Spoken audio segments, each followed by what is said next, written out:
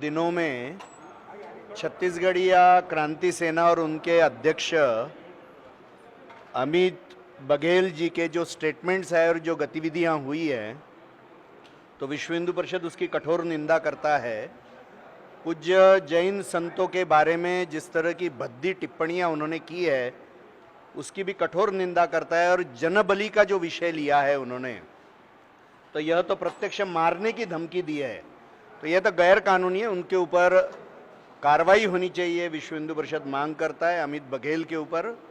और उनके बोलते उनके मंच के ऊपर उस समय मुख्यमंत्री जी के पिताजी बैठे हुए थे, ऐसा दिख रहा है, तो उनके उपस्थिति में ये होना इसका एक स्पेशल सिग्निफिकेंस है, मैं मानता हूँ। और जो गुंडरदेही और अन्य गांवों में जो हमले हुए हैं, 1 मई को भी हमले हुए, तो उन हमलों में पुलिस के उपस्थिति में ये हमले हुए हैं और तलवार रॉड ऐसा लेकर लोगों के ऊपर हमले हुए, सर फूटे, हाथ पैर टूटे हैं, ये सारी बातें हुई है। तो पुलिस के उपस्थिति में होना, तो फिर क्या राज्य सरकार इन बातों की तरफ ध्यान दे रहा है कि नहीं? और इसलिए ऐसे कानून हाथ में लेने वाले, संतों को धमकी देने वाले ऐसे सभी लोगों के ऊपर कठोरतम कार्रवाई होनी चाहिए, केसेस दर्ज होनी चाहिए, गिरफ्तारियां होनी चाहिए। विश्व हिंदू परिषद ये मांग करती है कि ऐसे सारे संतों के जीवन की रक्षा के लिए उनकी चिंता करनी चाहिए राज्य सरकार ने, और मंदिरों और मठों की भी रक्षा के बारे में सोचना चाहिए, क्योंकि इस तरह की धमकियां दी जा रही है। दूसरी बात जो विश्व हिंदू परिषद मांग करती है कि जो लोग इसमें जख्मी हुए, घायल हुए, जिनका नुकसान हुआ है, उन सभी को राज्य सरकार ने नुकसान भरपाई करनी चाहिए, उसका मुआवजा देना चाहिए व्यवस्थित, और जो जख्मी है उनकी चिंता भी करनी चाहिए।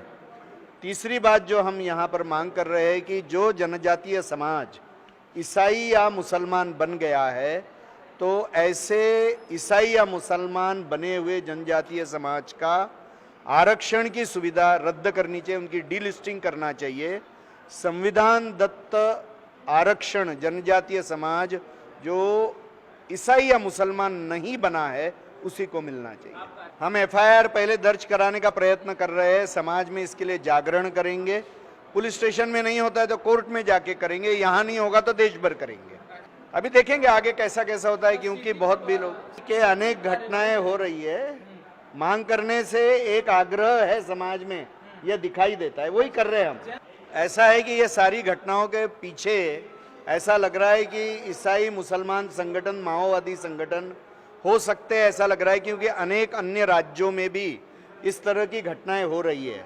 तो ये जो मूल निवासी परदेशिया इस तरह के विषय चल रहे हैं, भारत सरकार का भी ये स्टैंड है, हमने यूनाइटेड नेशंस में भी लिया है, और हमारा भी ये स्टैंड है कि भारत में रहने वाले सभी लोग यहीं के मूल निवासी है।